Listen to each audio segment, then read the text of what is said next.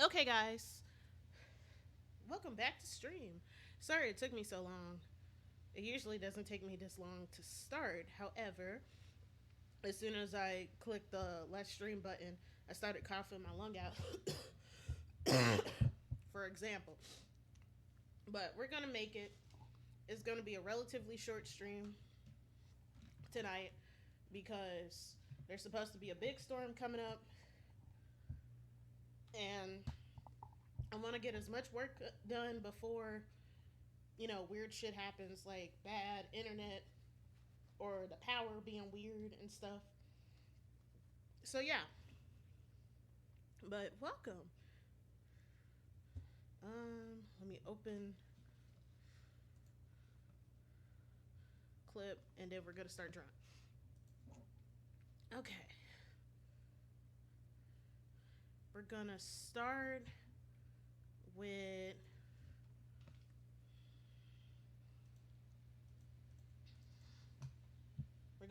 a warm up. That was one of my resolutions, right?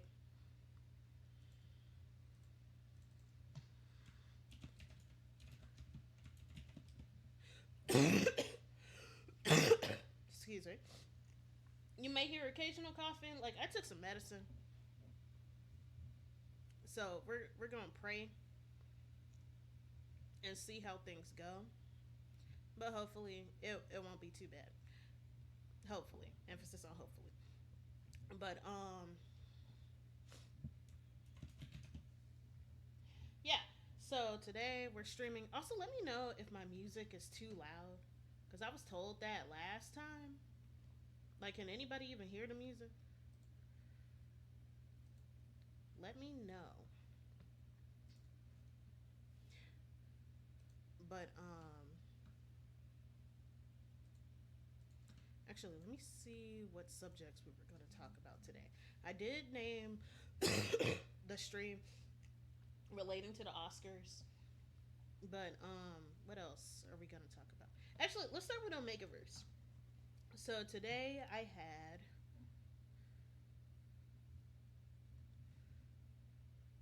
that's a strange way to open a sentence. But today, essentially, I had my first banger on my new account. Because I be having accidental bangers. And it's funny because I literally just be talking shit. But people like to hear what I have to say. Which is beneficial for me since I'm a streamer. If nobody wants to hear me talk, then I'd pick the wrong career. But essentially, a mutual of mine said that Omega X Omega is practically Yuri, and she was meaning it mainly as a joke. Like, plus Kat, also known as Doll Shoujo, she's really into Yuri, and for people who really really like Yuri, pretty much anything can be Yuri if you're not a coward. And to be honest, I pretty much agree because like here's the thing: when a bunch of people oppose that like statement about Omega X Omega being Yuri. Actually, let's get into what Omega Verse is because not everybody knows what it is. Because some of y'all go outside. I do. However, I like to know things because the key to my intelligence is being a nosy bitch who wants to know what's going on.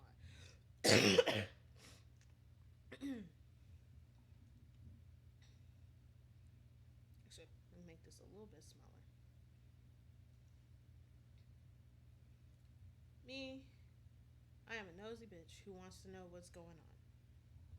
But for those who don't know, Omega Verse is like a common fandom or fanfic trope, and it's like an alternate universe where instead of like quote unquote men and women, like men and women exist, but like they have a secondary gender which is based off of, the alpha male ranking systems, or the quote unquote wolf ranking systems, like alphas and omegas and stuff. And fun fact, so the thing is, alphas and omegas don't really exist in wolf packs. Like this thing about hierarchy and stuff. Like, at least they don't exist in the wild. When when scientists observe quote unquote alpha and omega dynamics, it's not really a, a necessarily a social hierarchy like you're naturally this or whatever. Um, it's literally just parents and children. The quote unquote alphas are the parents because they're in charge. They're doing most of the hunting and stuff. Of course, they're gonna lead and shit, especially in times of captivity, because it's a little bit more restrictive.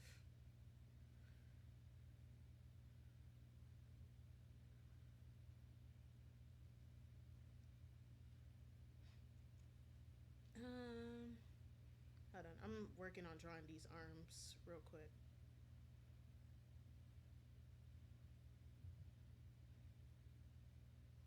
Or at least trying to draw these arms.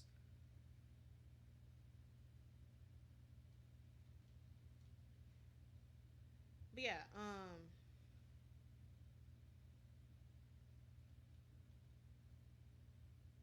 alphas and omegas don't really exist. But in fanfic culture, alphas and omegas are like a biological top and a biological bottom.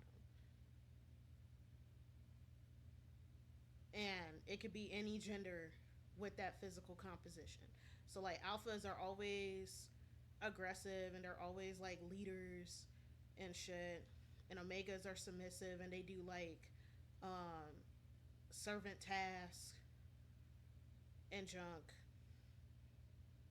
And then betas, if anybody gives a fuck enough about them to write about them, they're usually like managers and stuff. And like alphas, they go into a rut where they can't control themselves around an omega and stuff, and they have this urge to breed. And then omegas are like all submissive and shit, and they're ripe to be bred and whatnot. And then it ended up sparking a conversation about misogynistic tropes, because it's going to devolve into that,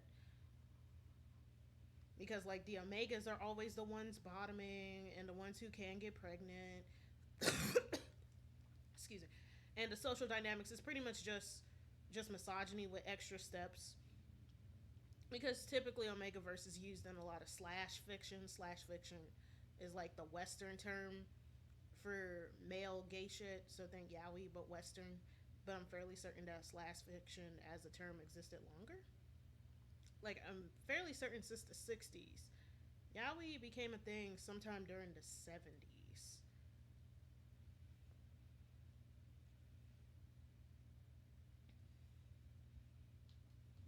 So yeah. Um but pretty much what I said, because a lot of people got mad at Cat for saying that Omega X Omega is pretty much Yuri, because Yuri is usually focuses on two women. And Omegas, even if they're dudes, they're just pseudo women. They're just women with extra steps, because the way that Omegas get treated is really no different from like textbook misogyny. No, folks were jumping her over it. So I like chimed in, and so did several other oomps. Well, not oomps, but moots of Cat. Chimed in. But what I said was that, you know, Omega versus is very bioessentialist in the way that it treats genders and stuff, and even with secondary gender. So nobody really should be getting offended at this. And then I ended up getting an accidental banger. I call it accidental banger because, like, whenever I talk shit, I'm not really doing it with the intention to get big. I'm just talking shit. But but sometimes I say things that resonate with people and I end up succeeding, albeit unintentionally. I would like my art to get that big. We'll see when I finish. Um, we'll see when I finish this Valentine's Day illustration. For now, I'm doing a warm up. I'm gonna get in the habit of doing. Well, I'm getting in the habit of doing warm ups whenever I do draw streams.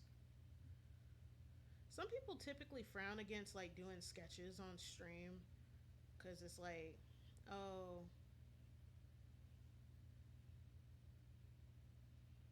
you can't do. It's not necessarily that you can't do sketches on stream, but like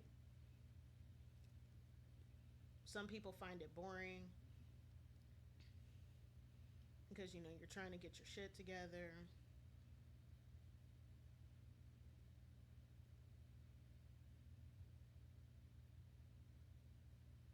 I should make the face shorter.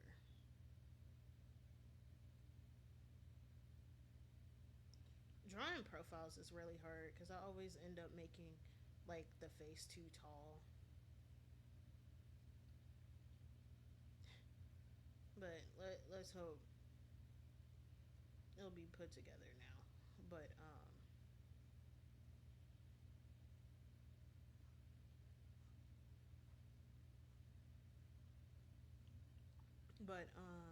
let me think. But I don't know. I like sketching, and I need to sketch a little bit faster. So get in the habit of doing warm ups and shit. That'll be my way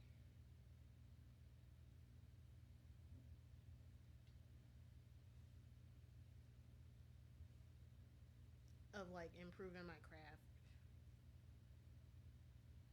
Yeah, I should give him a little bit more of a fat face.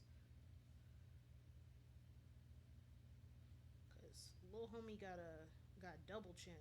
But the person that I'm drawing is one of my moots OCs. Like my moot's name is Maria, and then what's his OC's name? Give me a minute. I'll find him. Okay, so his name is Sugiyama Yuki, and actually I'll send the link to like his little profile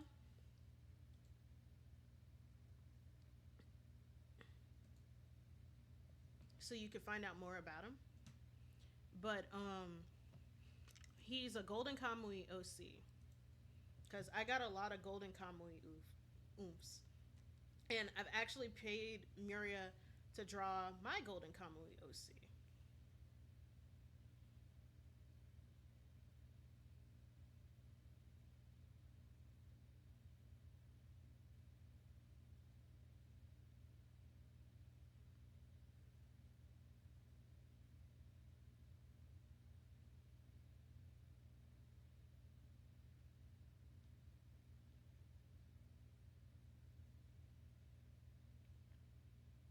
Yeah, he's a little bit more on the chunkier side.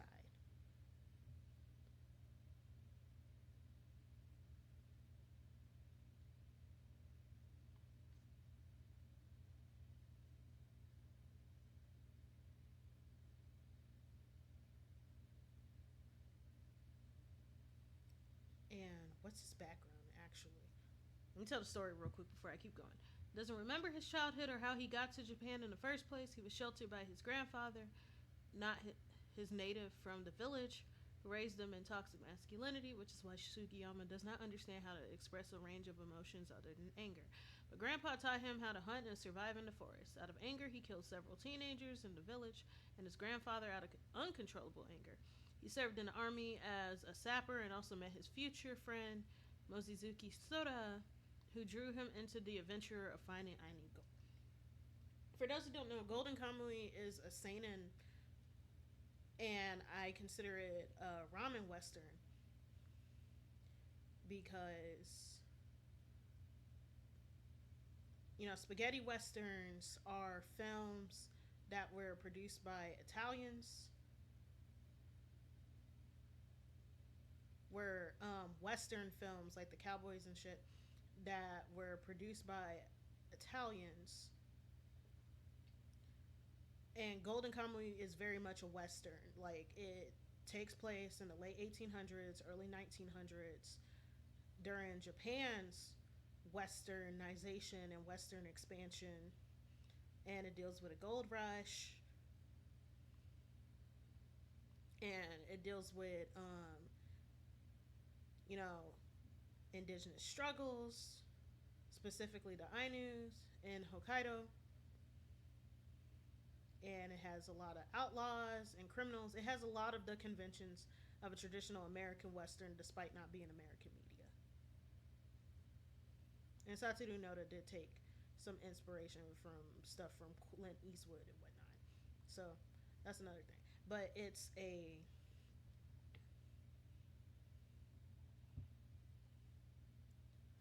ramen western about this former Japanese soldier who fought in the Japanese Russo War, and he's looking for gold so he can fulfill his promise of taking care of his dead best friend's family.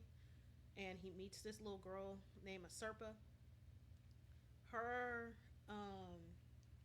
village managed to gather a lot of gold because this was during like the Meiji Restoration and whatnot, where Japan was expanding their territory and they violated a couple of treaties. So to defend their land, the Ainu gathered gold in hopes of buying weapons to defend their land.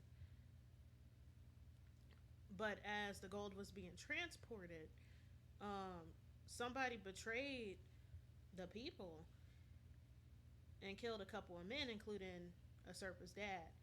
But he got intercepted and taken to jail, and the military knew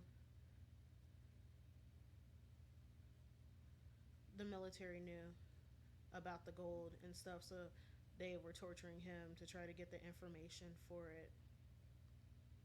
But pretty much he hid the gold, and he wrote a code on his fellow inmates so that when they eventually escaped, they would be able to find it. And how he did it was that excuse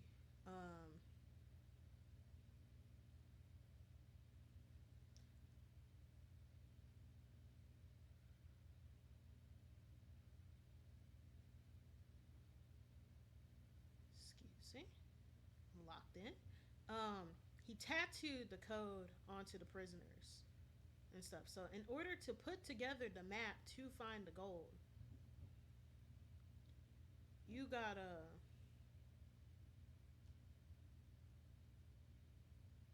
you gotta flay the prisoners and put the skins together and then decode it.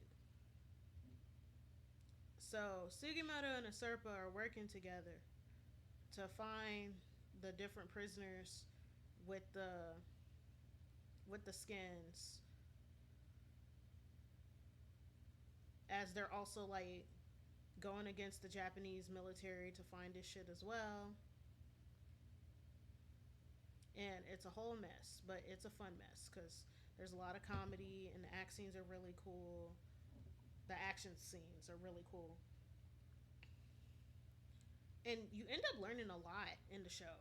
Like, I do think that historical accuracy is an unrealistic expectation on dramas. However, I do like it when shows do like a little bit of research, because I don't know, if I wanted to see a show with modern conventions and whatnot, I would just watch a show that takes place in the present day. On top of the fact that this is a show that showcases a lot of indigenous experiences, and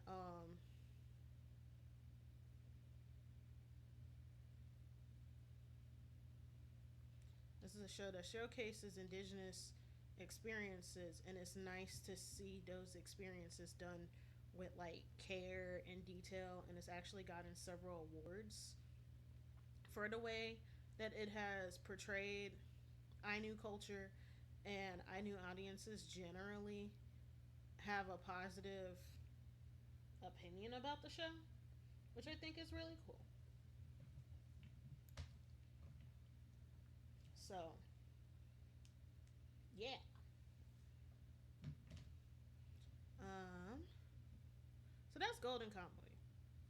But as I said, Maria, when you click on the link to find information about his OC, he's a wonderful artist. Um,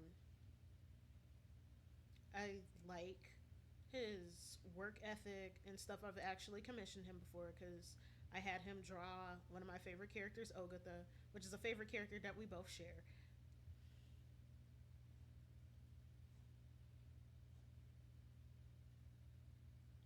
And he also draws NSFW. So be mindful when you click on his page. Actually, let me put that as a warning.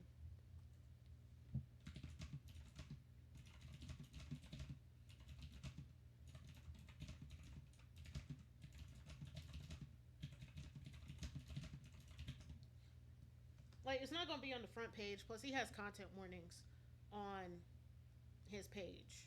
But I forgot. I'm sorry about that. But, like, come correct. Act like you got some sense when you come to his page. Please and thank you.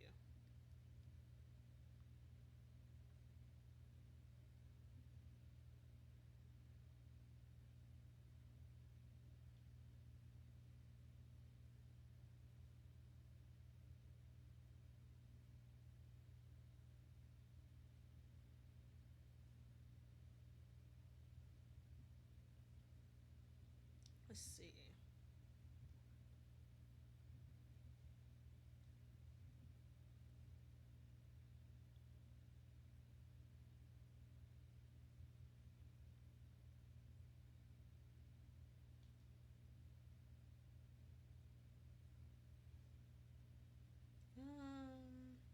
Damn, this is a sweater.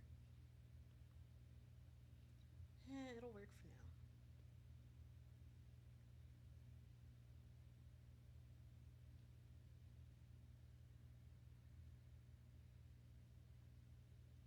What else? I'm trying to think.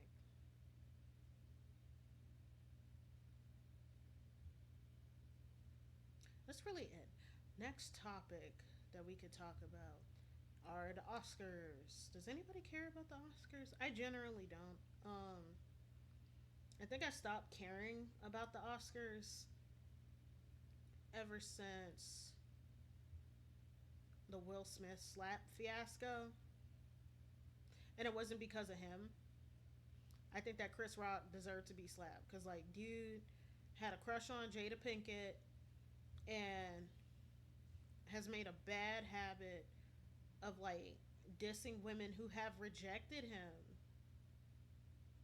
And I feel like that's very entitled and stuff. Somebody needed to smack him across the mouth. It was just a little bit surprising that it was Will who did it.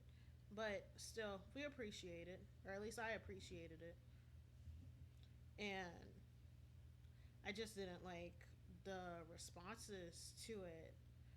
Because it's just like, oh, Will should know better. When at the Oscars, what was that lady's name? There was an actress.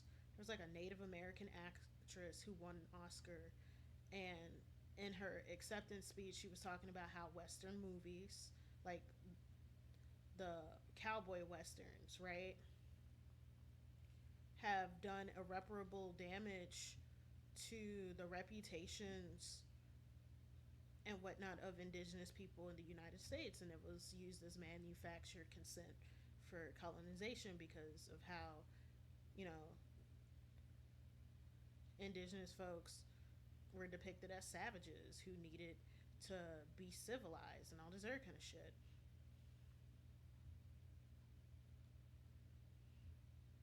So it's like,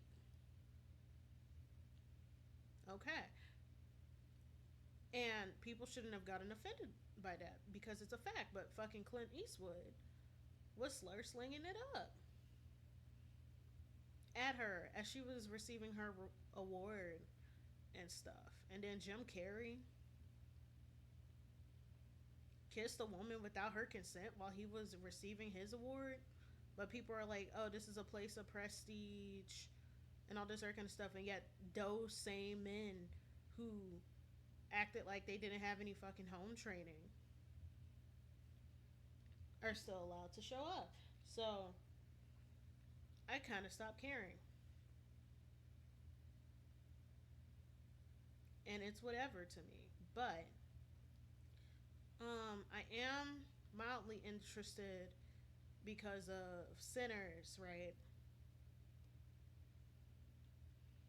Because I am excited for Sinners. I don't think that it should win every nomination it gets,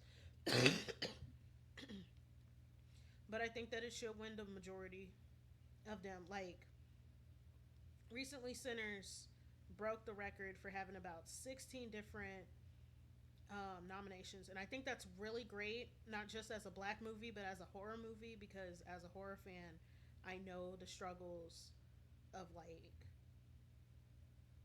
I'm aware of the struggles of receiving critical acclaim and stuff because horror is considered lowbrow.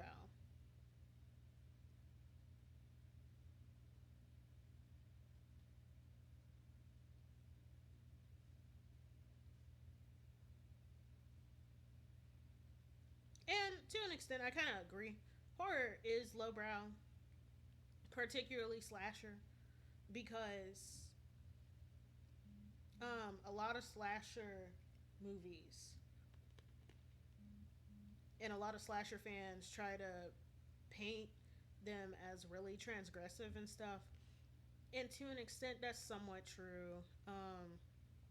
The slasher genre started in like the 1970s, and in 1961,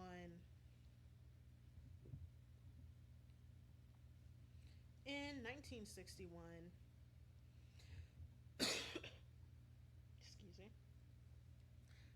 not 61, 69. That was when the Hays Code got removed, which was like a lot of censorship and stuff.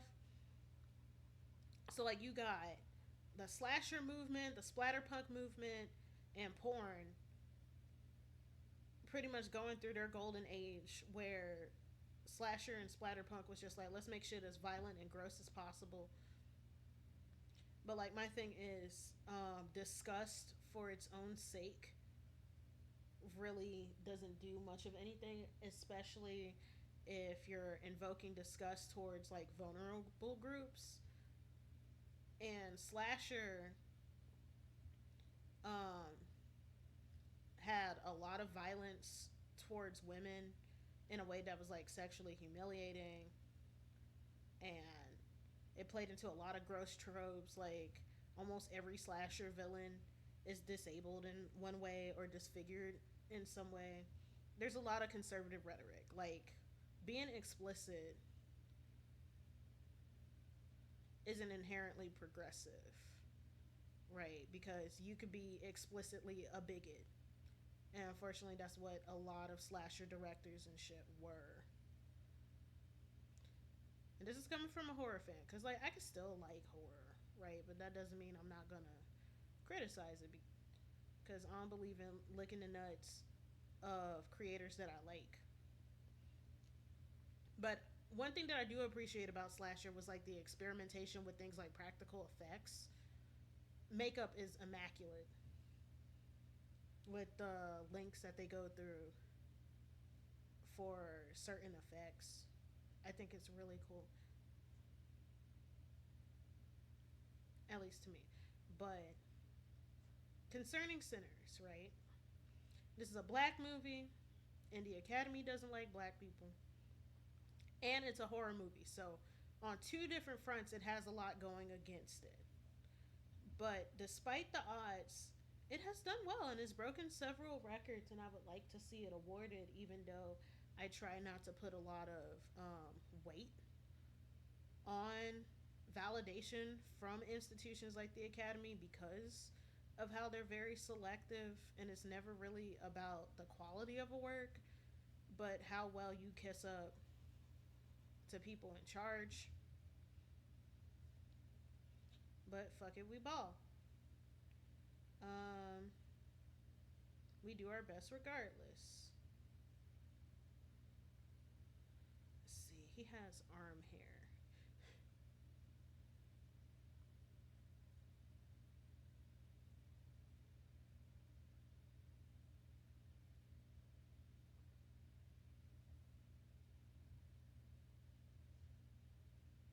So we'll see how this goes.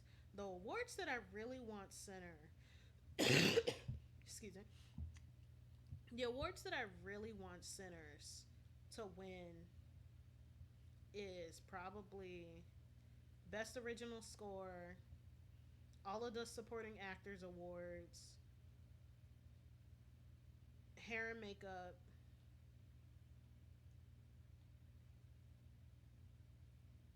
and cinematography, and that's really it. I love Ruthie Carter, and I'm actually proud that she got so many awards as a costume designer. I think she's like the black woman with the most amount of Oscar nominations for her costume design, but I wasn't too thrilled about it. Like it was whatever to me. It wasn't bad because it's Ruthie Carter, but I also think that some of the dresses could have benefited from a slip. There was too much ass.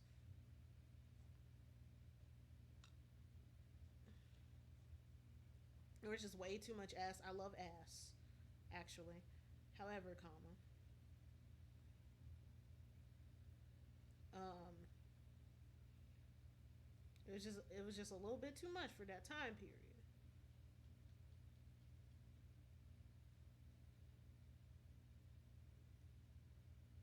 Just a little bit too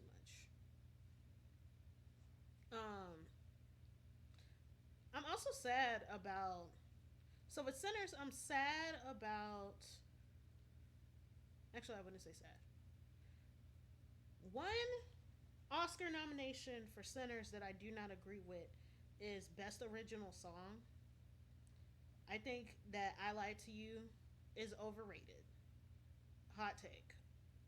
Like, I love I Lied to You, but I think that people like it for the wrong reasons. Like, whenever people say, oh, this should win the Oscar for Best Original Song, I don't agree. Because whenever people talk about the song, it's never about the song itself. It's always about the cinematography.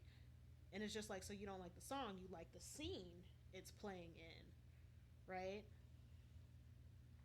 Which isn't the same. It's not the same. If I would pick a song that should win for best choreography, not best choreography, oh my god, for best original song, it should be Last Time I Seen the Sun. You hear that song throughout the entire score, like the songs that have the same note progressions, right?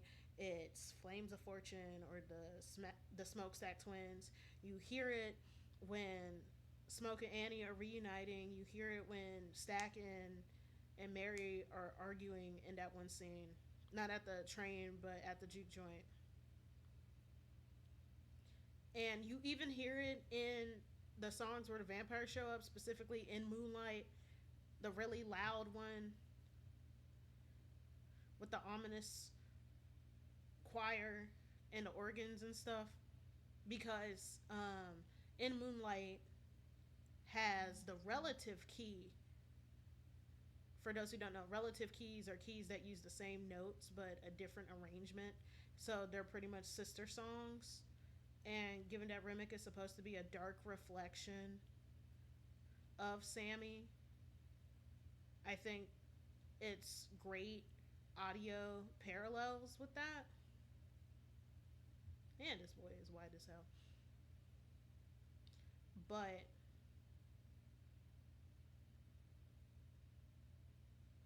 yeah. Um Last Time I Seen the Sun is a better song than I Lied to You, actually. I Lied to You it's good, but once you strip away all of the ancestors and the hip hop beats and the guitars and stuff, it's really basic. And that's fine because Sammy is a beginner. You gotta get started before you get good. But holy shit, is it overrated? And it's carried by the cinematography. It's literally hype moments and aura.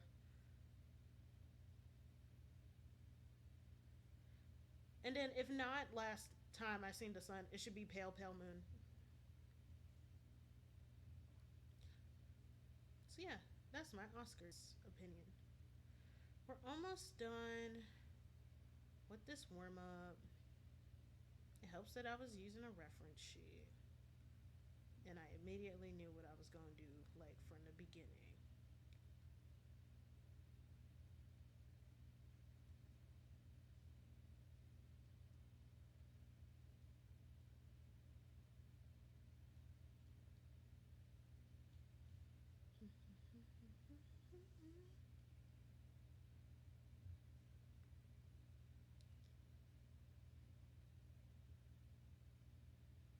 I do have some freckle brushes.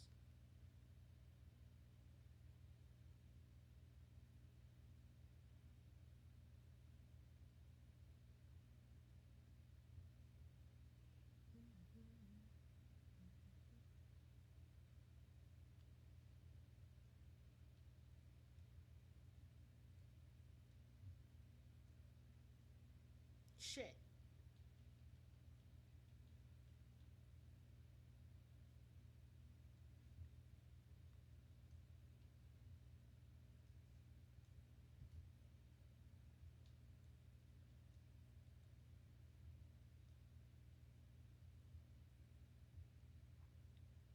Let's see, let me make these freckles a little bit bigger. Excuse me.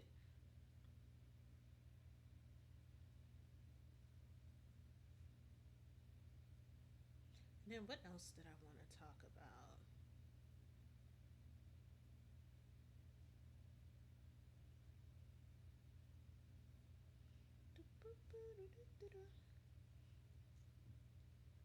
Oh yeah, Valentine's Day. What are y'all planning to do for Valentine's Day?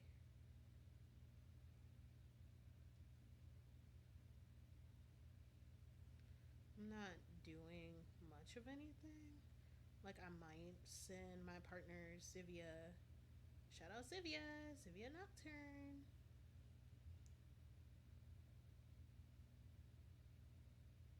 I should make the face a little bit bigger.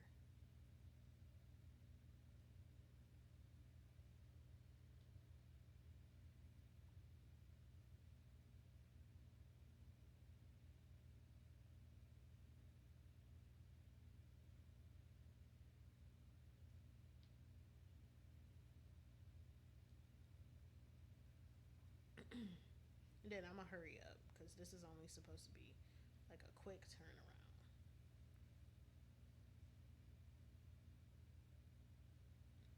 Do any of y'all celebrate Valentine's Day? I do because I like a holiday, and I don't know. Some people be bumming me out when it comes to Valentine's Day. Like I get it. Um, you stack no bitches and you get no paper. And I also hate like those arguments that's like, oh, Valentine's Day is just a way for companies to to leech money from people and all this other kind of shit using like material gift giving and da da da da da da. Like, bro, shut up. Some of us, it is that deep. Like, I'm not gonna disagree that companies take advantage of holidays and us wanting to show off to our partners and shit to benefit from us. But it's also like, bro, if somebody were to give you a Valentine's gift, you wouldn't reject it based on that principle. And I feel like a lot of people adopt this shit not necessarily out of a critique um, for capitalism, but because they don't have anybody to spend Valentine's Day with, which is sad. because there are valid critiques, but it's also like, nigga, you're bitter at the same time. Like, what's the underlying reason for this critique? I know it's not about critiques on materialism and shit. I just know it's not. Somebody's lying.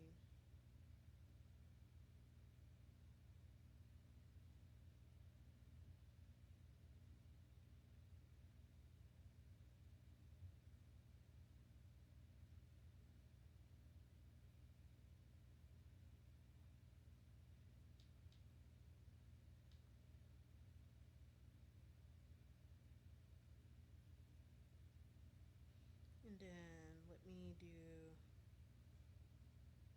some shading.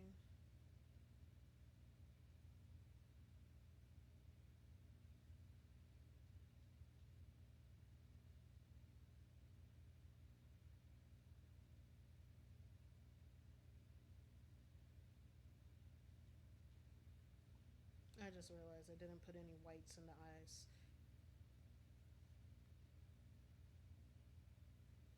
Okay. What color eyes he got? Oh, make them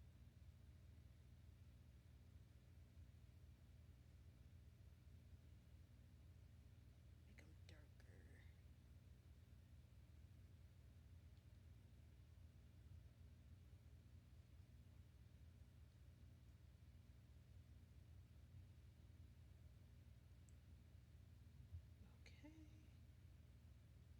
So now we add shading. We're almost done, guys. We're almost done with the forma. Yeah. Yeah. The Tweebles. Has anybody seen the Bratz cartoon when they were little, or even today?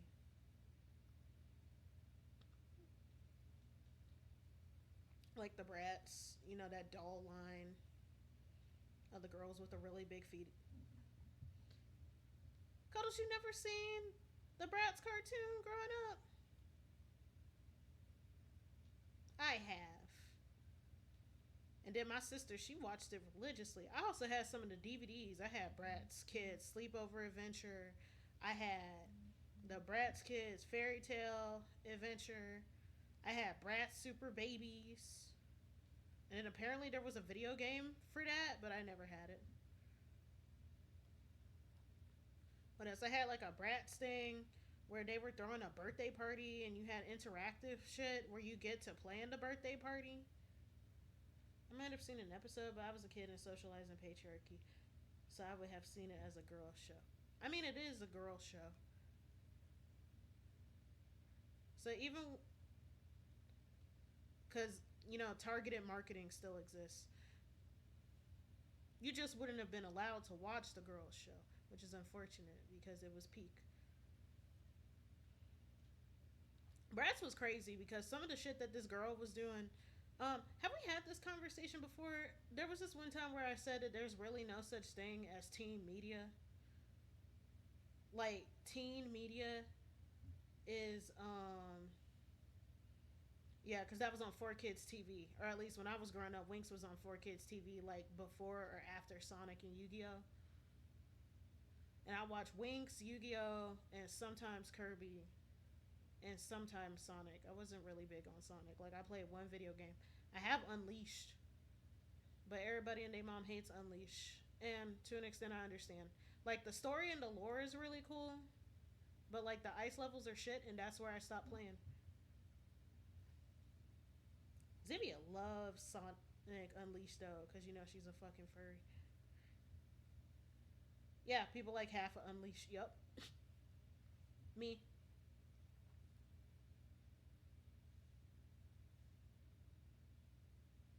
Me. Excuse me.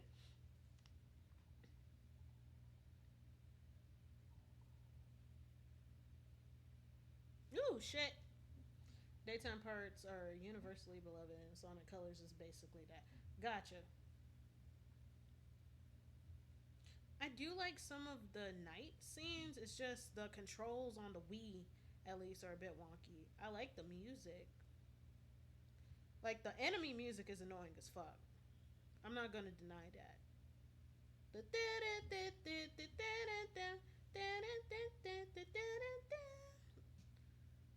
That was a pain. However, the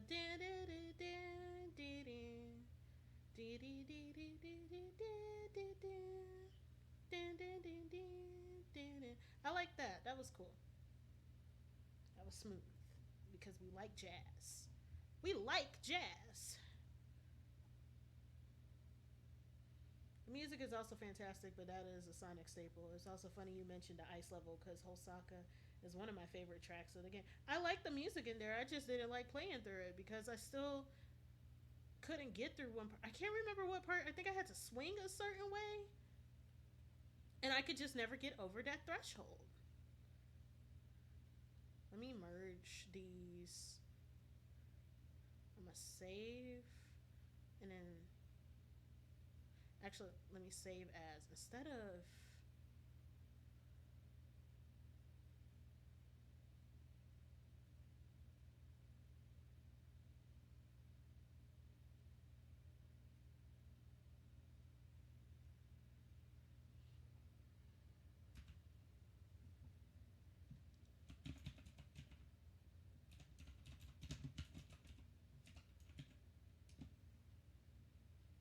so I'm saving it as sketchbook warm ups, and then I'm saving the picture itself. Mm,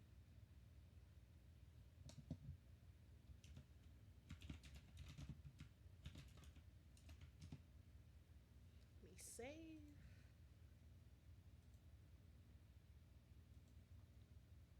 Okay,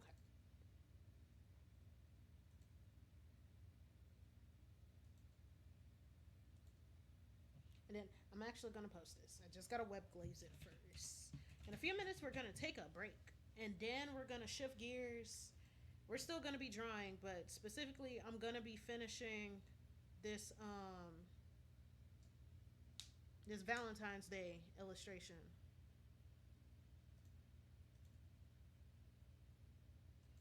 Also, for drawing class, I am using the assignments as a way to push myself to complete works and also start doing comics. So I will be exhausting myself.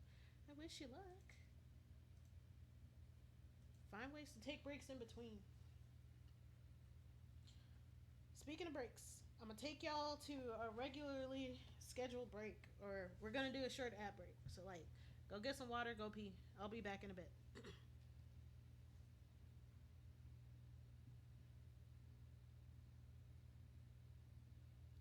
Did the ad roll? Okay.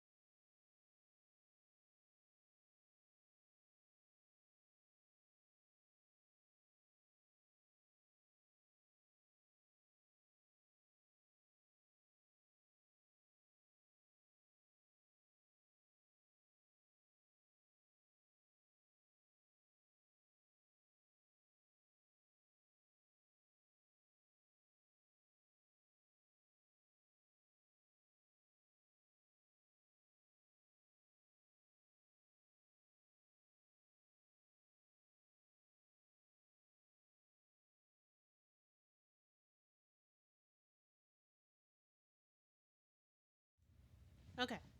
Is everybody back? Cause I am. We finna switch to maximum overdrive. As soon as I find a fucking file, where is it? Oh, there it is. I'm still here, just working on my project. Oh yay, we're co-working. What project is it? I'll be working on homework tomorrow.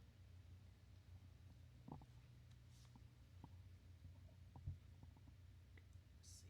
Did I even finish the line art? No, I did not. I have to do the accessories. Sweet Jesus. I gotta finish the accessories.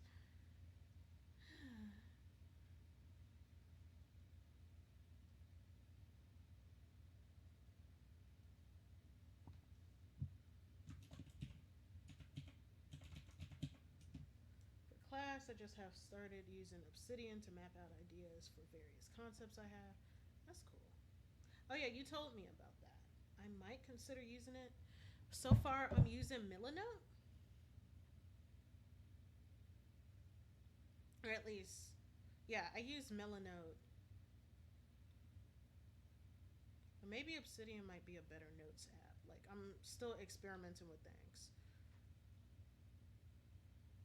Um, how am I gonna do this?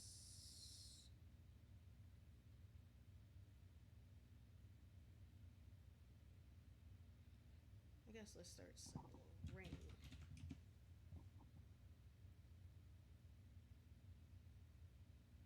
We gonna stop when we finish this line work. Actually, no, we're gonna stop when we finish this line work in the base colors. Actually,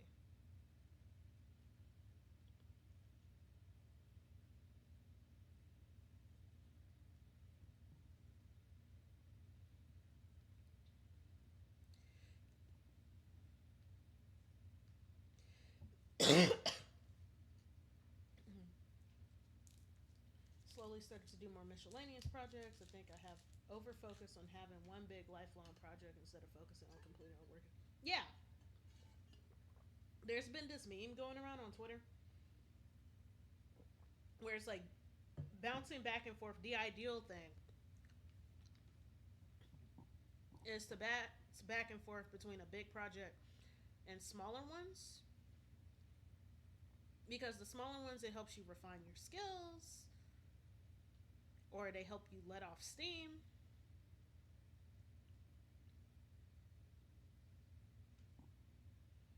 and they help you build up towards the bigger project, right?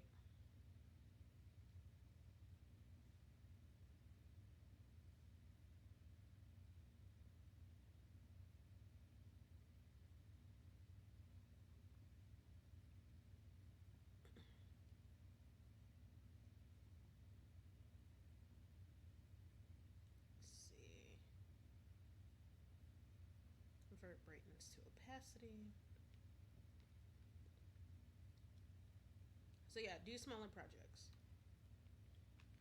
That's why I do a lot of sketches and little concepts and stuff. But I do need to adjust the way that I do stuff, because I haven't been doing full on illustrations either, even though I call myself an illustrator. And that's not great, because I need a better portfolio. So we gonna fix that.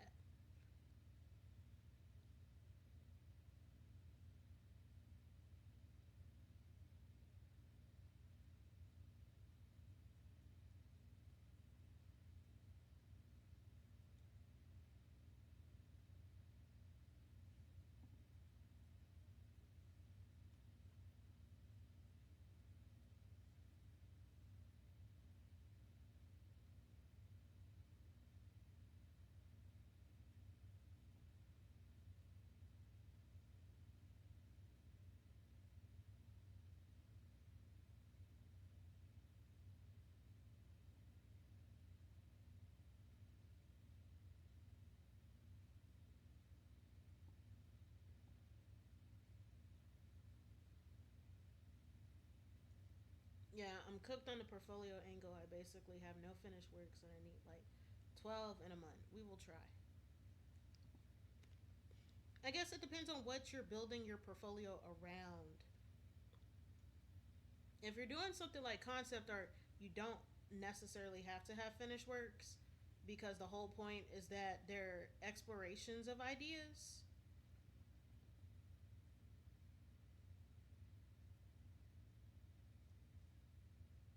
Because in my enhanced advanced illustration class, our first major project, we had to choose between doing a comic, and it's like for the whole semester, and then we have to do checkpoints for it, right? We had to choose between doing a comic, concept art, visual storytelling, so making a picture book, or what is it? Licensing, and the licensing can range from it's like making art products. So that could be stationery, that could be a fashion or an upholstery thing.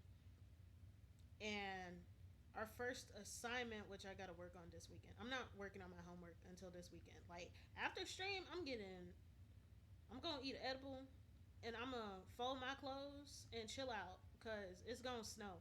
But tomorrow I'll be working on stuff, right? I think I'm gonna do concept art because that's what I do besides illustration. And I don't know. I want to do Dracula.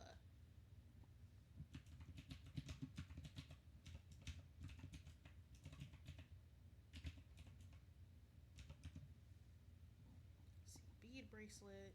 I want to do Dracula because I grew up around vampires, so it's a subject that I'm very familiar with. Because with the concept art project, you have to pick a story that's like from the public domain, and something that the teacher would already be somewhat familiar with. Because doing stories like your own original one, a lot of the students that my teacher has had in the past, um, she talked about how they change the story in the middle of the drawing and stuff, and how they end up with something not finished because they don't have the writing up down pat. So it's like, nah, get something that's already finished, and all you have to do is the visual development for it, and we'll go from there, right? We'll go from there.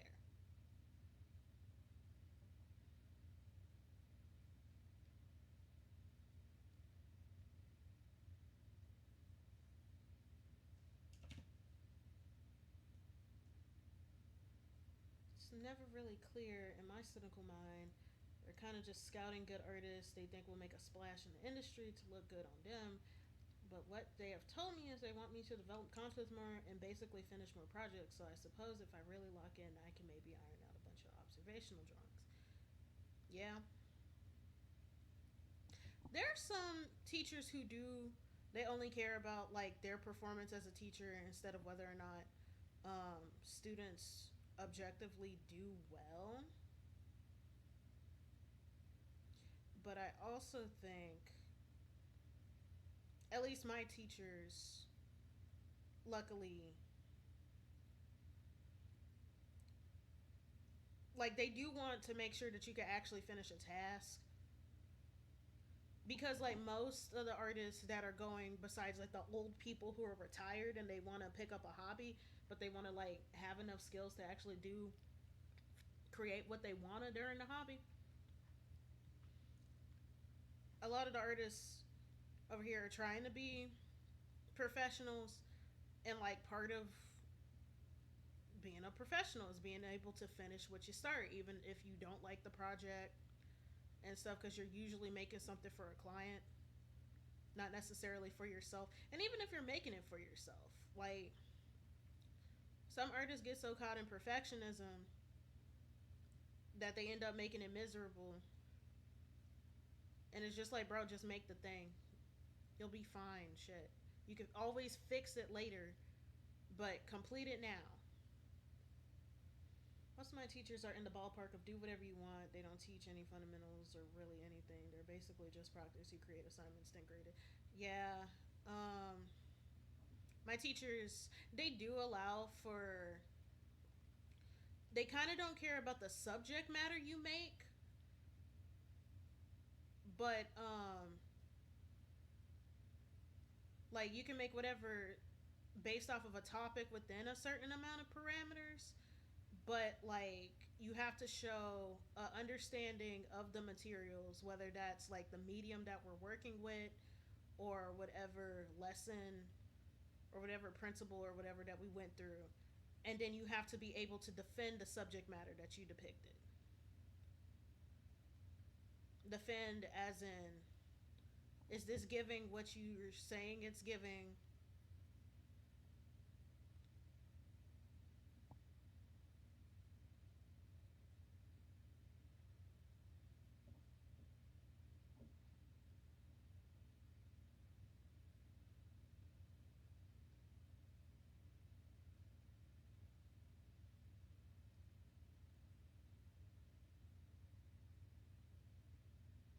Like if you intend for it to have this sort of response, how effective were you, or what is it supposed to explain?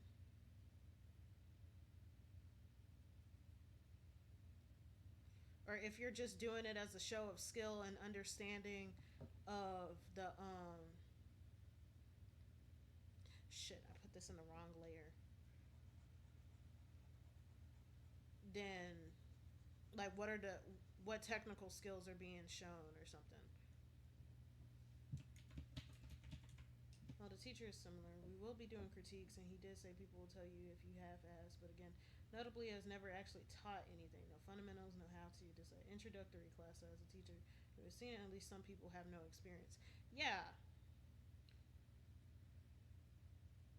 and that sucks because like my teachers, like in my intro to graphic design class, like he's teaching the vocabulary and stuff that we're gonna use.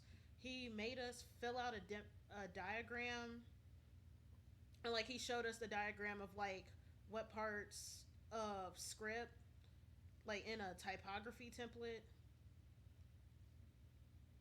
He's also gonna link us to supplemental readings, and he's made that available. Same with my illustration teacher. Bro, you just gotta move to my state.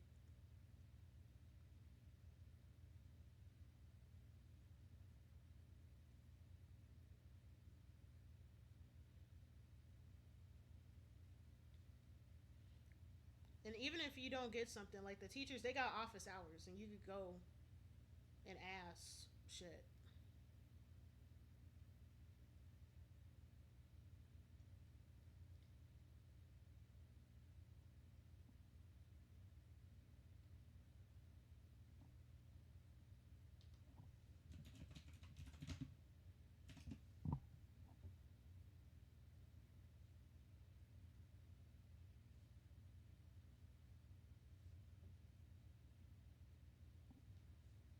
Maybe you make the earrings a little bit smaller. We're gonna do line work and base colors. Hold me to that. Because sometimes when I do line work, I don't want to be bothered.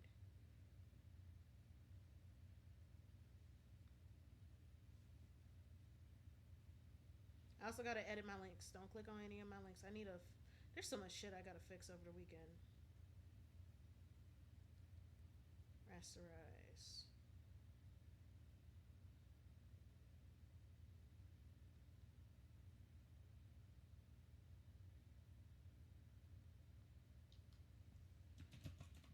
Earrings 2.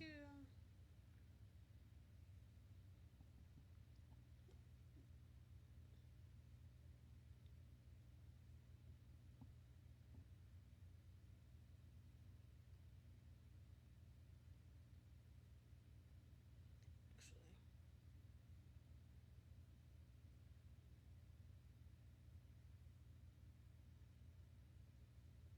Also, fun fact. So, I found out in my Cypher game that I play that one of the players is in the same state as me. So that's fun. And they might not be showing up. You know, the storm is coming up. Actually, you might not know because you live up north. Cuddles. There's a storm coming up, so everybody's been freaking out about that because the South we don't have winter storm infrastructure. We don't do that here.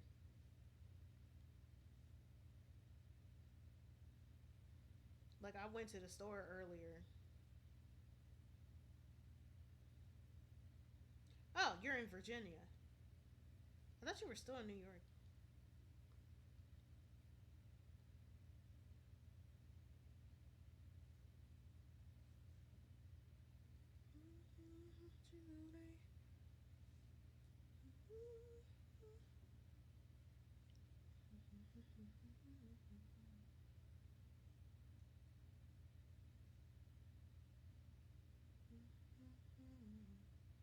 I gotta zoom in on the concept and see.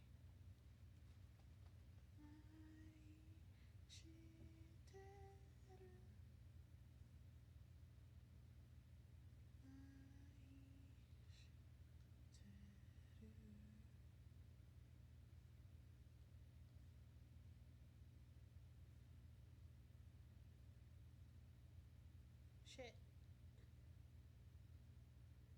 We likely have school canceled, but they are not calling it until the snow actually drops. I know that I'm supposed to be going to work tomorrow, but the state canceled off, like closed off all the state buildings. Let's see, rasterize,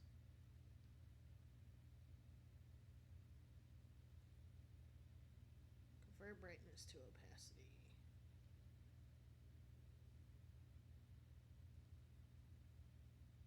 convert layer.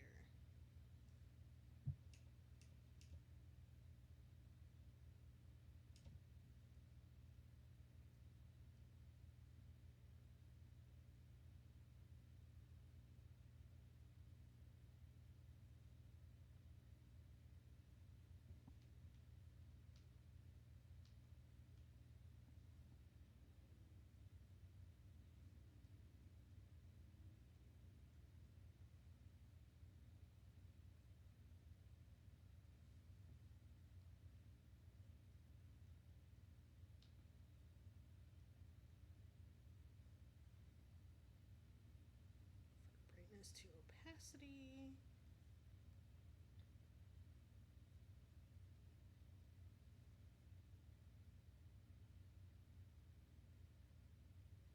Dim body. Ears.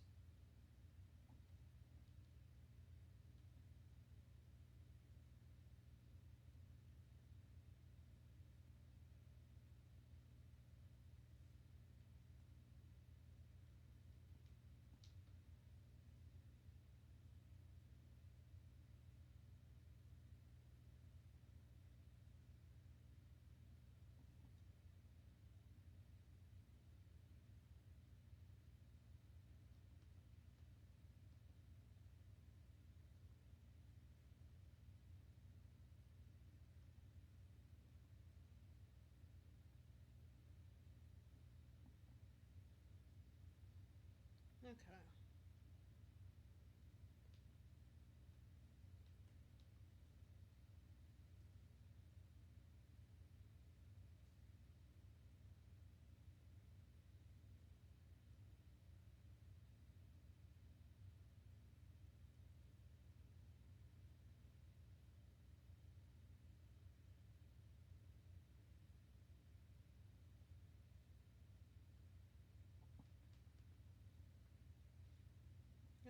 Let's see. I did go to the store earlier today to try to stock up, so I'll be fine. I have a roommate who's from Vietnam, so she's never experienced snow before. When I get off the stream, I'm gonna run the the pipes. I'm gonna run the pipes. Oh yeah. Um, Cuddles, did you see the newest season of Panty and Stocking? Fall in love with you.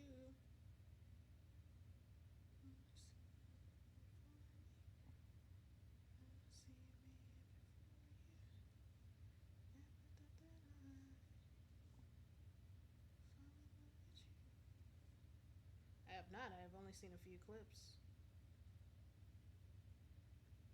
I also have been unfortunate to only see a couple of clips. I need to actually sit down and watch. I need to make time because one of my biggest issues, like, I mainly went to school, worked, and went to sleep. And that shit was pissing me off because it felt like my life really was not mine.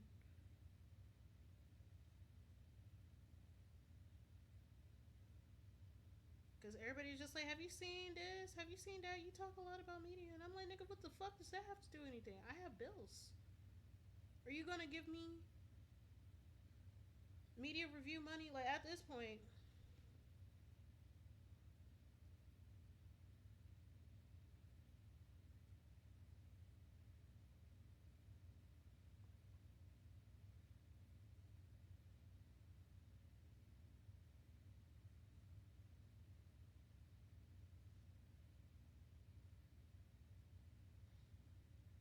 like, I would love to devote my time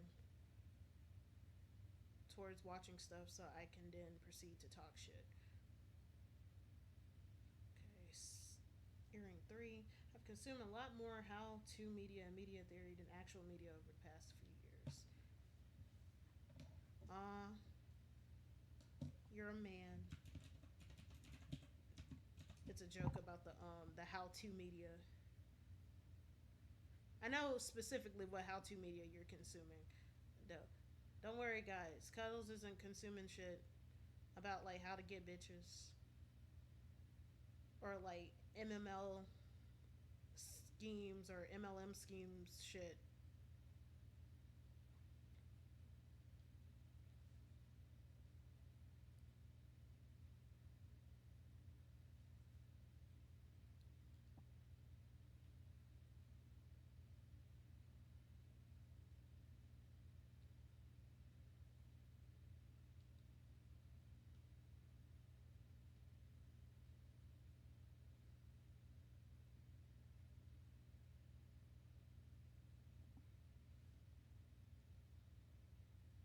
Okay, rasterize.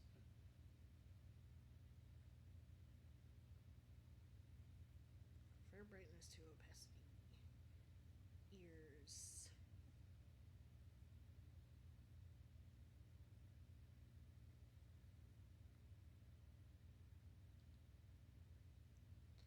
I read like two books last year, and it took forever because I was doing audiobooks and I would be at work and then niggas would bother me. And I'm like, let me finish this chapter. Damn. Like my job, it goes from 0 to 100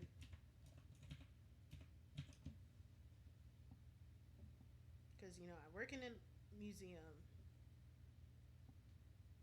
so I could be chilling out and then a tour happens, and it's like, okay,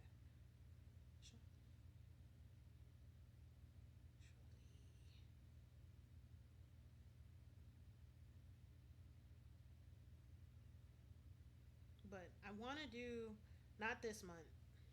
I have obviously failed, but I want to do like a book, maybe two books a month,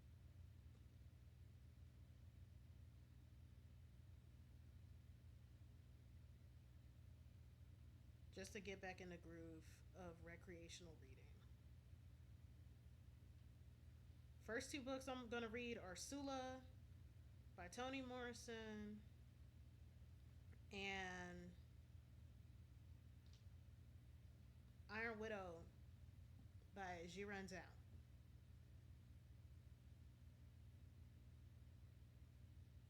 And then where I go next, that depends. We'll see.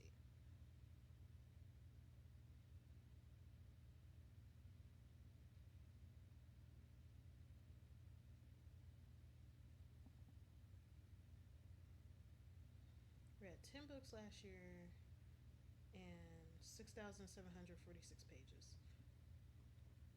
What app are you using to track?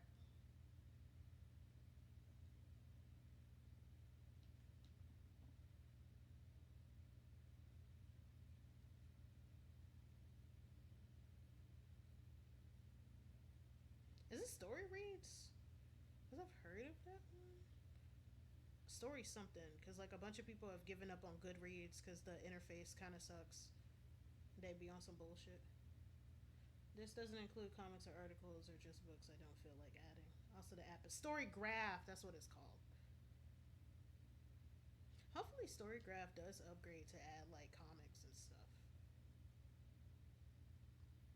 But I have heard that it's like really um, good, like customer service wise. Like they do be listening to the user base, so that's nice.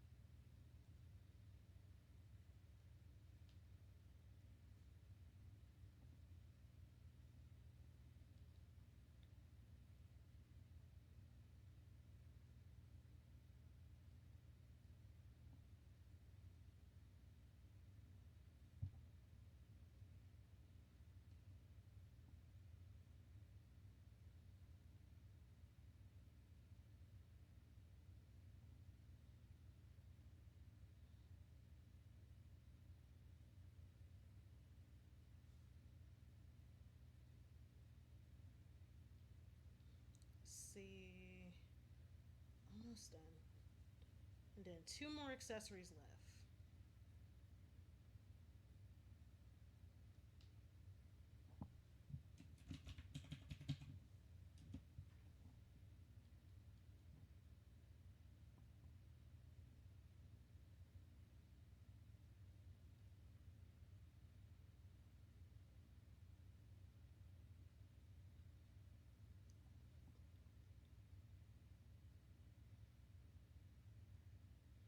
Convert braceletness to opacity.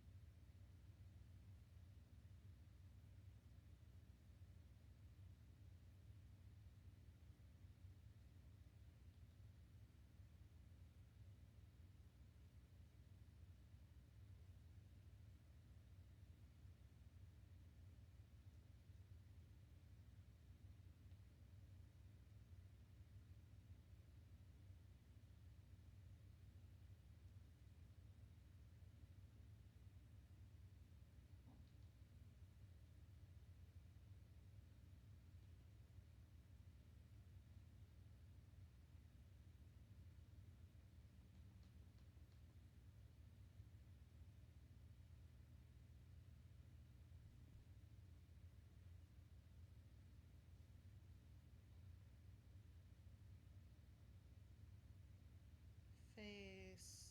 Sorry if I get quiet. I'm locked in.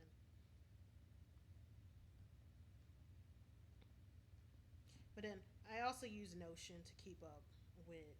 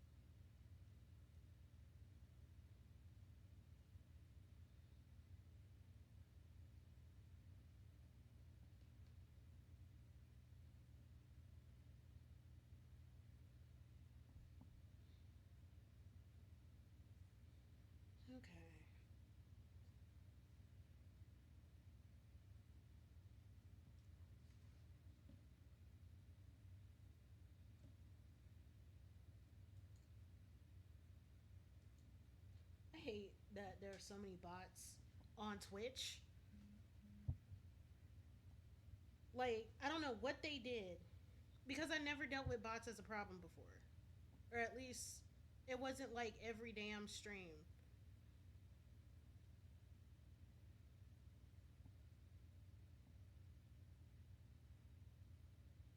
Shit.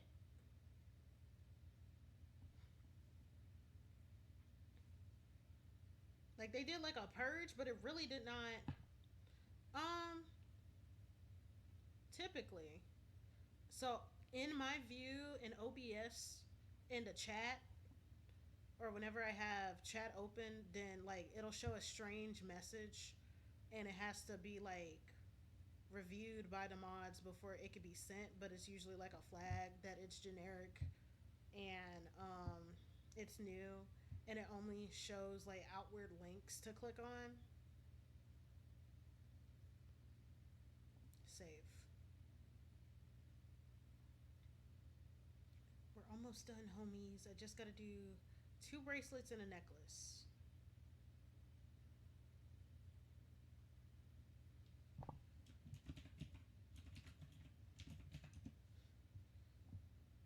Yo, that's me. Yo, that's me. Yo, that's me.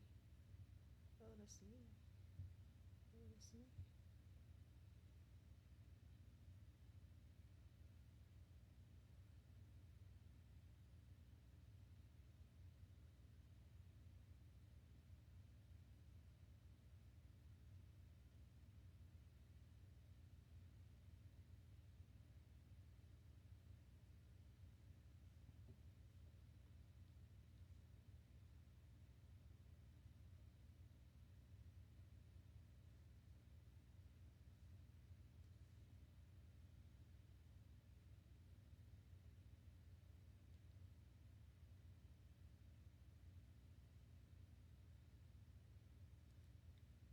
Rasterize. But yeah, that's how I know if I have a bot. If usually there's like a weird, there's like a filter or something in streamer mode.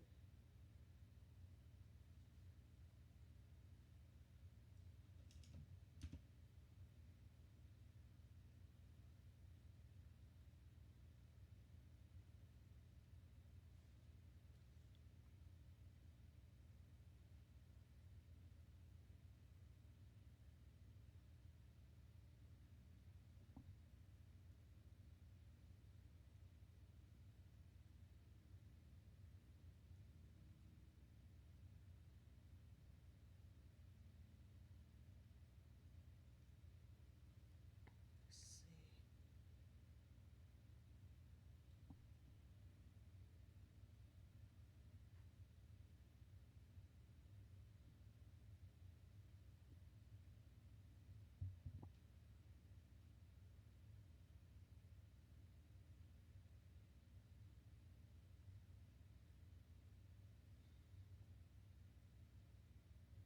Shit. Yeah, put in the wrong layer.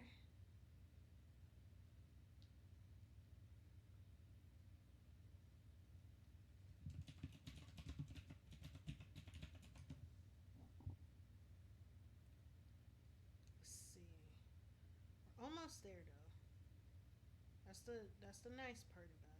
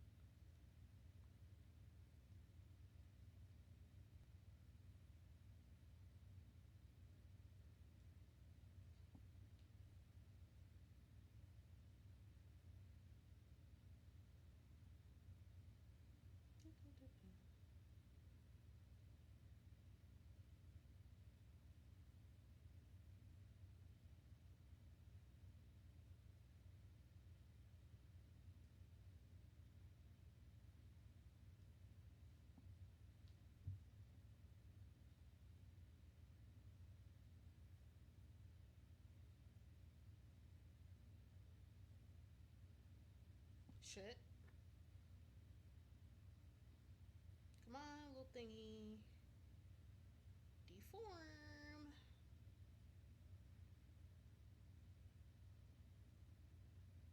Ooh, no. Nah, that's not gonna work. That's better.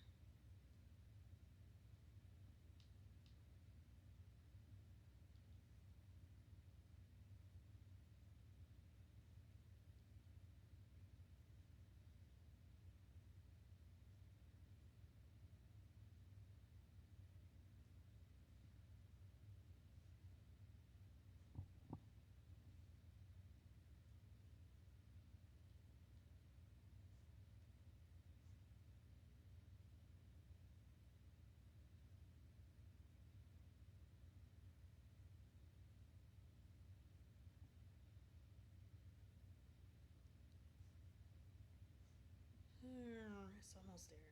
We're almost there. We're Tiana, but we're actually gonna finish this thing. I really hate how Disney screwed over Tiana. How she was supposed to be getting an animated series and they didn't get her one.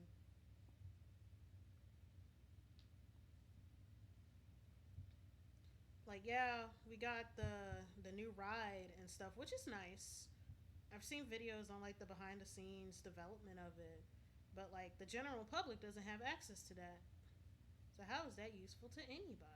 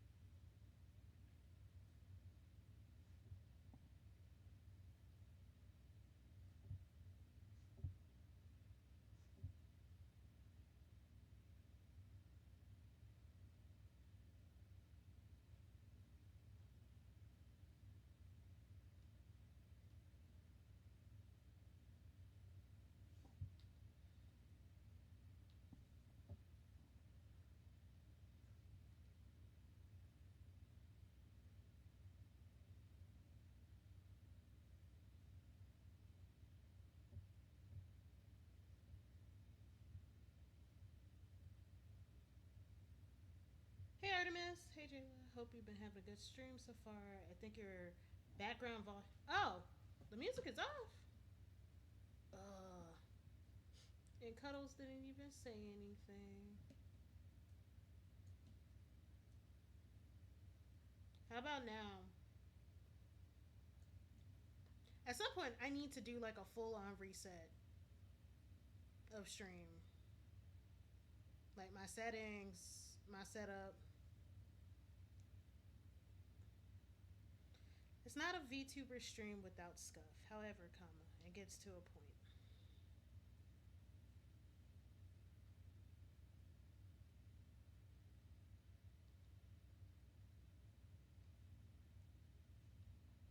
It gets to a point. I was enjoying the silence. I listen to environmental sounds as much as music now. Oh, cool. The ambiance.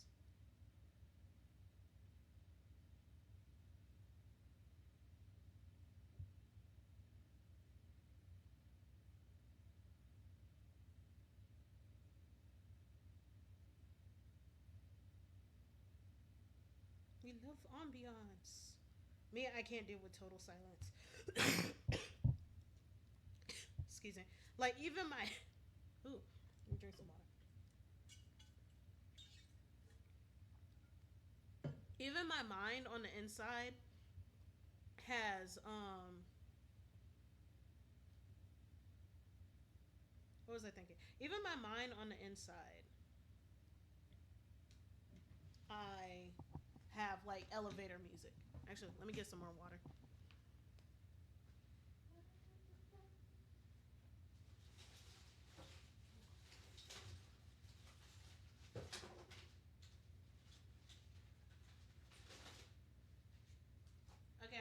got a water bottle.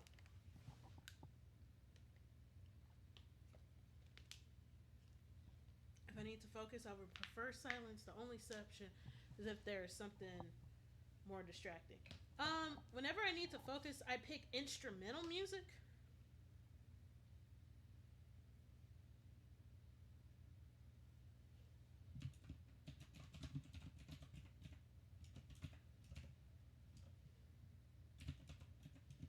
Excuse me.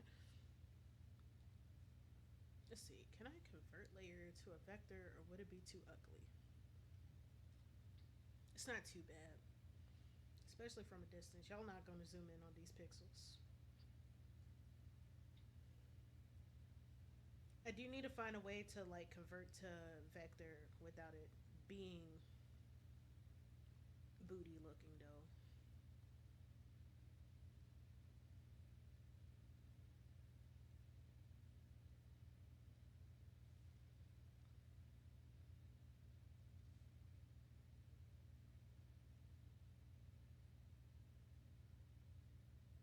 Instrumental is good for focus in a crowd. Yeah, I've been listening to a lot of jazz music. Like my Spotify rewind aged me to like excuse me, to 60 something because I was listening to a lot of the jazz tracks that MF Doom was sampling in his albums. So yeah.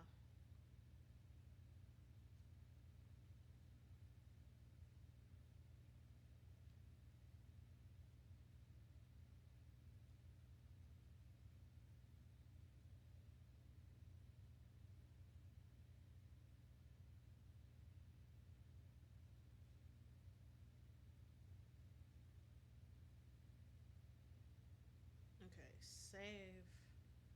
We're almost done with the line art, guys. We're almost there.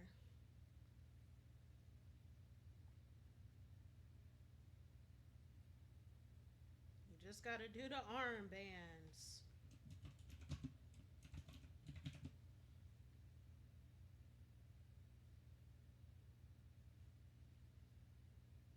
It's so sad. I got into MF Doom exactly like 2 months before he died.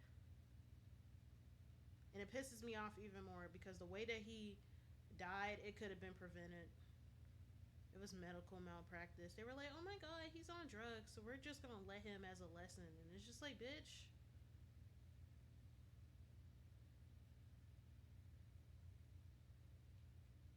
Like, unpopular opinion. It's stuff like this is why whenever nurses say some fuck shit like, yeah, that's what happened, Artemis. It's stuff like this is why whenever nurses open their mouths to say, this is why there aren't any songs that say fuck nurses. I have to shut the hell up before I like wish a curse on them or something. Oh, music is slightly louder than me.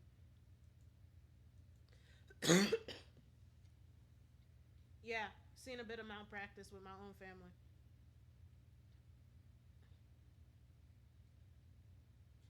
Like I hate it whenever other folks in other occupations be running their mouths about cops because like firefighters be running their mouths even though historically speaking entire black neighborhoods have burned down because they refused to show up to the call. And some of them even committed arson to set fire to the black neighborhood in the first fucking place. Like, who the fuck do you think you are?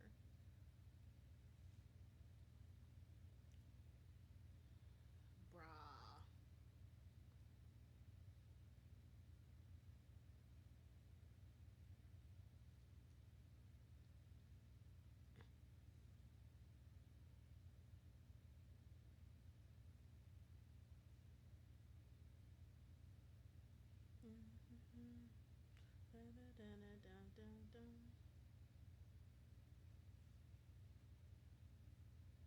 When it comes to black people, everyone moves like a cop. Exactly. Like, there's a reason why there's a phrase called "kill the cop in your head" because it's not just actual cops that be doing some fuck shit.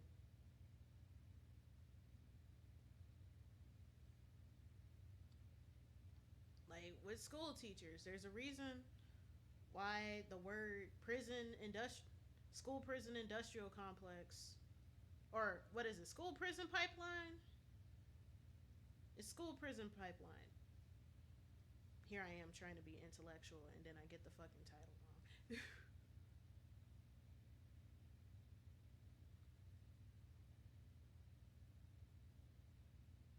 But like those terms exist for a reason.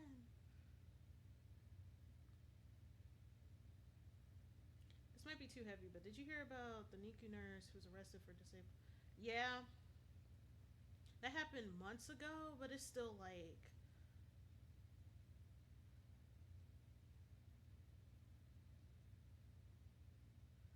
there needs to be better weeding in medical school. Like I don't think like people make jokes about how mean girls get into medical school, and that is fucking true, which is why we need to weed them out. Because dear God, it's like one flew over the cuckoo. The it's like one flew over the fucking cuckoo's nest. Like I feel like a lot of people join medicine because it pays a lot, and also you have the authority to like dismiss vulnerable people. Because it's just like, did you get a doctorate? And it's just like, no, but I know that I'm in pain right now, and you still haven't found a reason why. So it's like,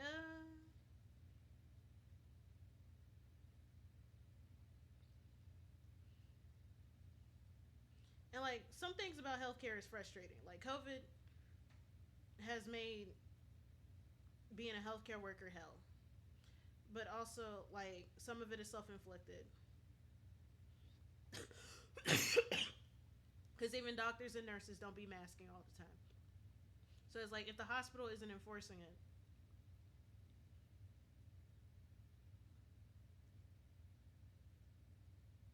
then it's like, okay. And it's just like if you're not even doing what you need to do to protect your patients, then how are you going to expect them to trust you? You know? My mom, she works with youth outreach and stuff, but she used to work with the Minority Health Commission in our state. And like literally the biggest hurdle is building a rapport with people. Like the biggest thing. Like folks like to shit on people for not being trustful of modern medicine, but it's just like when modern medicine goes out of its way to ostracize the vulnerable and people feel like they're not being listened to and nobody's explaining their process, then what else, how do you think people are going to react? You have to build that trust from scratch, especially with marginalized communities that have been disserviced. You know, they play in people's faces about being anti-mask too, which pisses me off. Like, what do you mean you're an anti-masker and bragging about it on TikTok while people get infections in your care? Literally.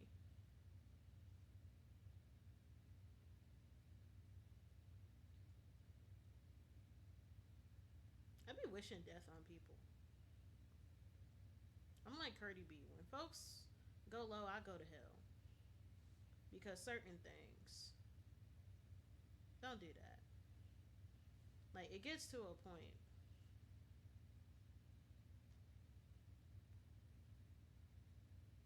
Okay, let me make hearts.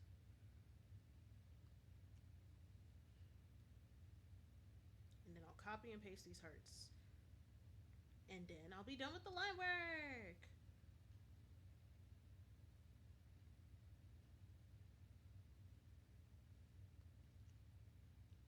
Delete.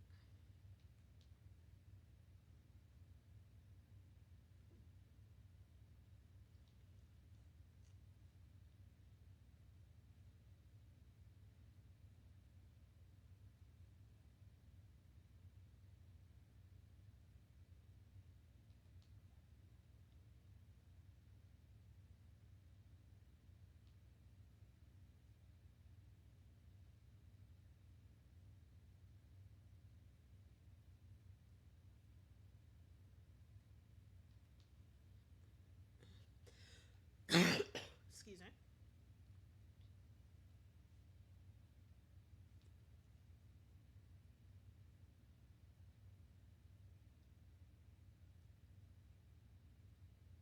shit. I'm like, nope, please stop.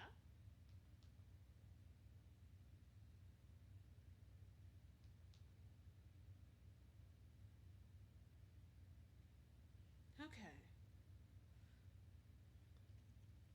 I think we got it. I think that's all of the shit. Like, this is why I'm not a maximalist, because whenever I gotta do the line art, I'm like, oh hell, oh hell, guys. I love art. I love art. I swear. Line art, it's like one of those half and half things because even though it's literally easy because I got the hang of vector lines and stuff. Yeah, but I like line art. I have a background in what is it? I have a background in pen and ink. So that's like my foundation and I don't want to stray from it because I actually like clean line work. I'm not a painter like y'all niggas. You know, something that I notice typically is that a lot of digital artists, if they started off with traditional artists, um, how they draw is based off of their background, like their foundation.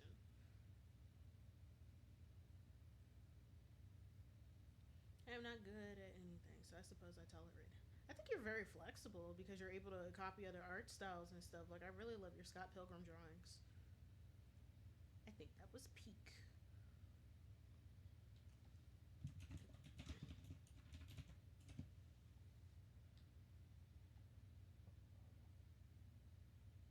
Plus, I don't always do line art. Like, I do try to do more sketches so I can actually make sure I get art out.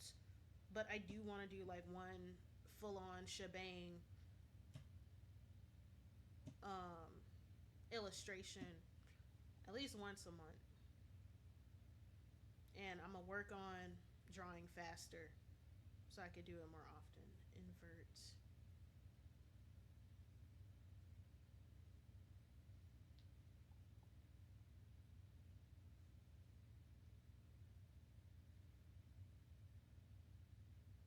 Hmm.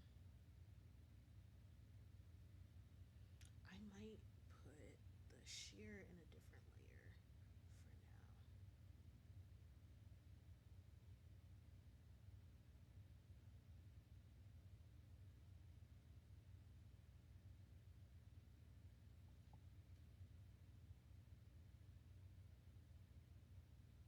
Maybe I should put the skirt in its own thing so I don't forget.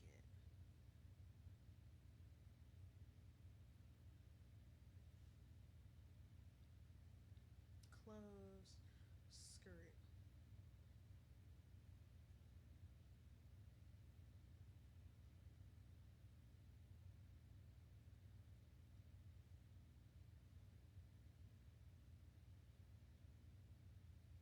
It's fine. It's fine. Yeah, I started off doing digital art, then training graphic portraits and comic, then went back to digital. Gotcha. Okay, guys. Once we finish these base colors, we gonna end it here.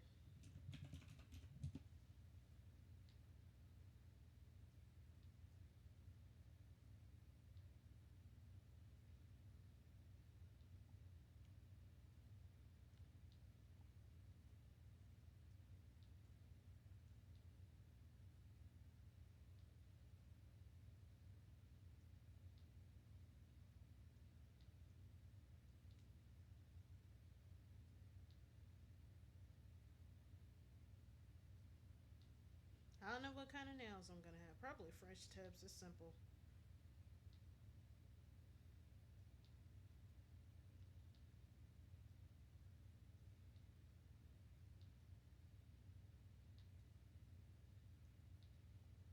All right. Full moon.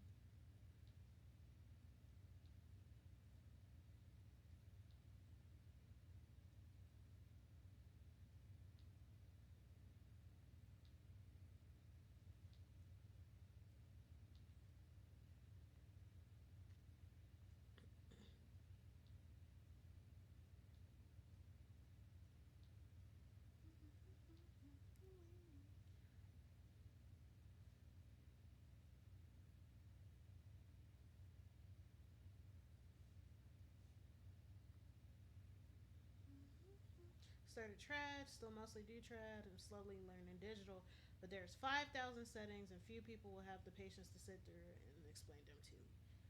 Um, Thing is, if I explain exact things, I'll end up explaining my art process, and it might not work for you. But you're using Clip Studio Paint. I'll find a video on like the basics and what types of layers and settings do this weekend. This is why I really like Clip Studio because they curate their own tutorials from its user base. Yeah, there's always stuff. Now I still need to find a good tutorial on how to fucking draw on a 3D model. Because if I got a character with a tattoo or something, I don't want to have to keep drawing that all the time. So I need that actually, because they've added it where you could draw textures onto 3D models, and I still haven't figured that out.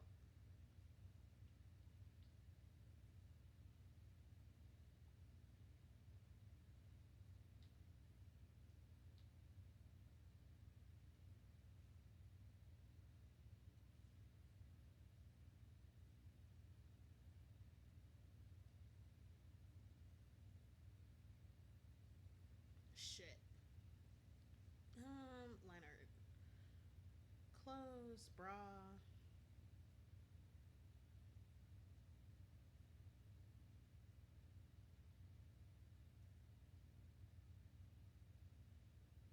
Is it the cups? Yeah, it's the cups. And then boob.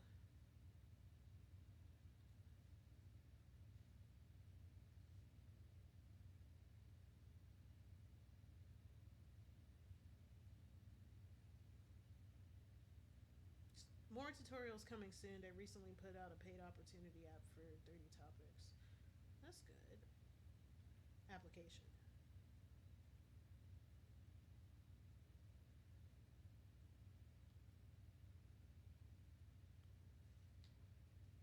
Oh my god, I don't know why I had a weird flashback.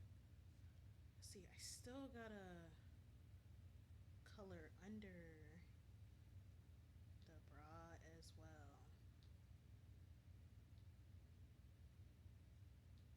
because there's gonna be mesh over it. What else?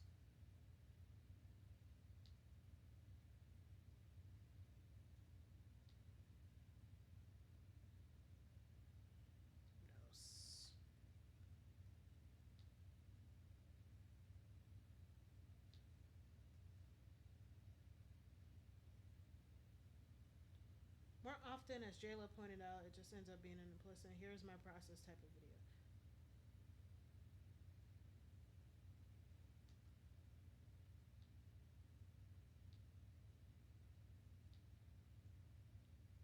I will say there are videos on like what is this thing and what does it do, and then I guess you figure it out from there. Plus, Clip Steel Paint's manual is also available online if that's more helpful.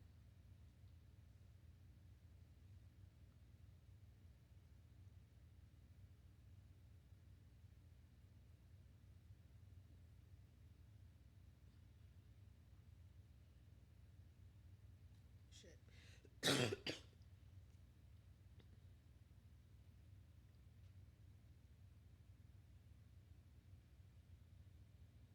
It's supposed to be gold.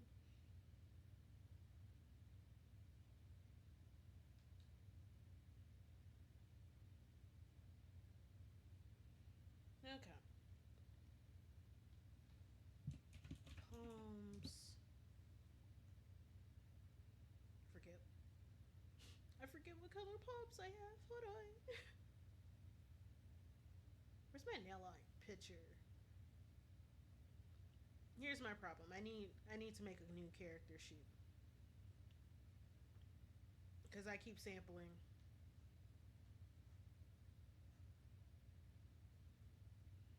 from past illustrations that I've done.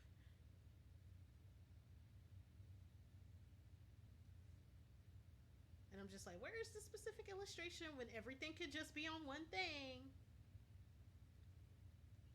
Yeah, I've sometimes had to go on their forum to figure stuff out, but they're expanding on the basic function tutorials that are available. I think because of the feedback that the info isn't readily available. That's good.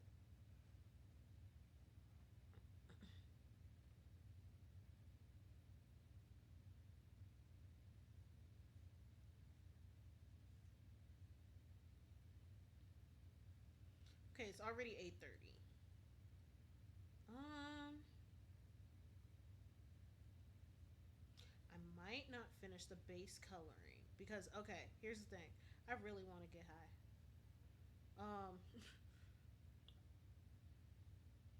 Because I said that I was gonna finish the line art and do the base coloring, and then I'll leave and go get high. And God is finna make a liar out of me because I low key gonna hurry up and do that.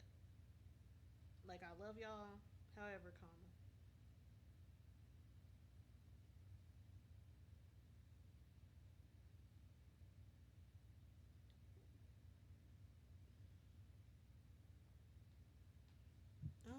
Ears. We'll see how far I go before I lose patience. If I don't finish this by 8:45, it's whatever.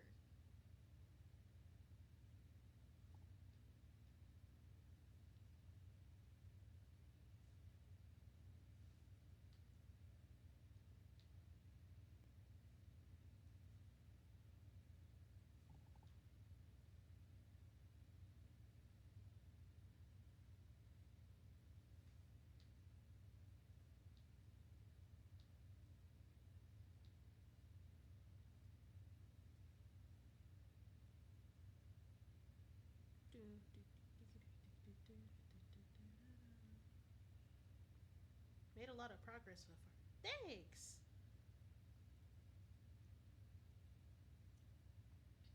I low key wanted to have this done by this Friday, but life happened. Um,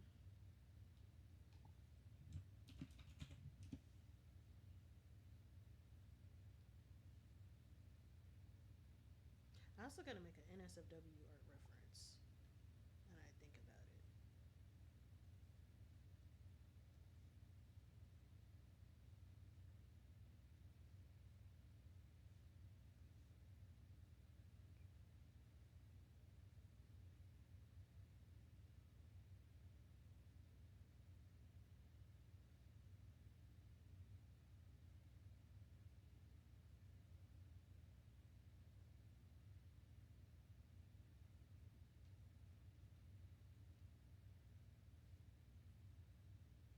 I'm like, how big are?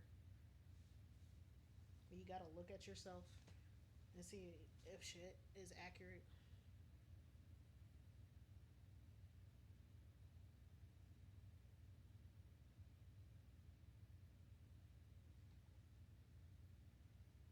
It'll be fine. Um, Actually, I'll put all of this in the skin folder.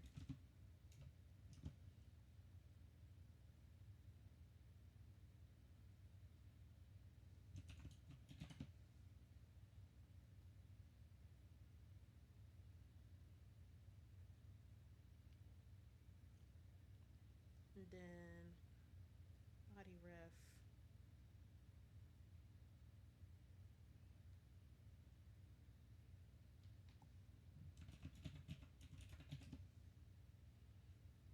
So I gotta remember to add the arm hair. I refuse to forget the arm hair. Uh,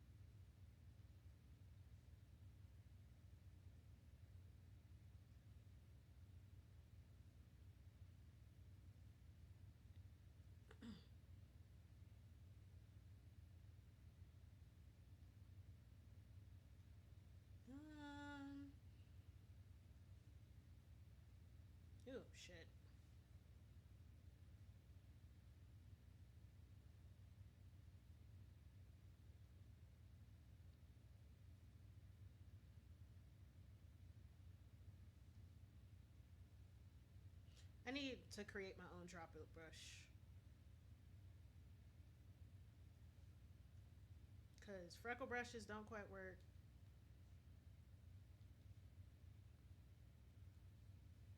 And I don't want to hand paint this shit.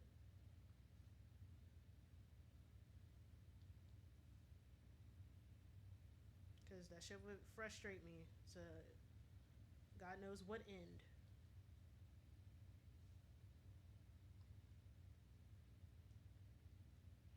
And I realize when it comes to like a full body thing, I really need a method. I need a brush.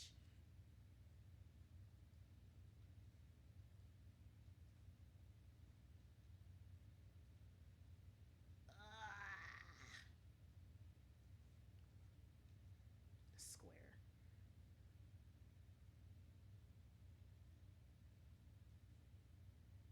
Like I wish that the droplet brush is perfect on a small scale, but when it comes to a big one, then it's just like damn.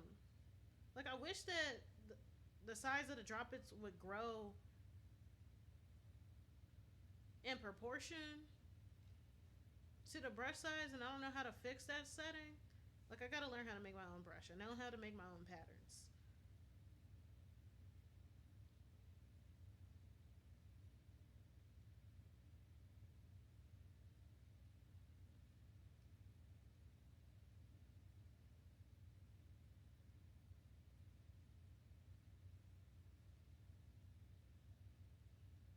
Y'all get what I'm saying?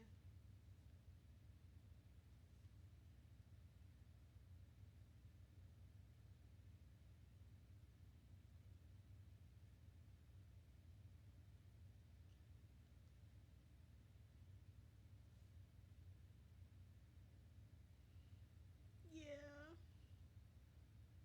Maybe okay. Then we're gonna stop the coloring from here. I'm gonna learn how to make this brush over the weekend because I'll be damned if I have to draw all of these out. I'm that bad. When you're that lazy that you will make a whole new brush so you never had to worry about this dilemma ever again. And now this project has made me. So we're gonna end this here. We're gonna end this here. I save. Okay, I save. We're fine. So gotcha. We're gonna end this here. We're gonna go and raid to Zivia, who is streaming. What is she streaming? Actually, like I know she's streaming, but I don't know what. Um, where is she? She's playing Hue, which is like a color changing game where you gotta change what color magic you're using in order to do stuff. So we're gonna raid. Make sure I'm spelling their name right. Okay. So we're gonna go. But thank you so much for everybody who came and talk with me and stuff. I'm gonna make sure to stream once a week. But in the meantime, until next stream, y'all stay above the water.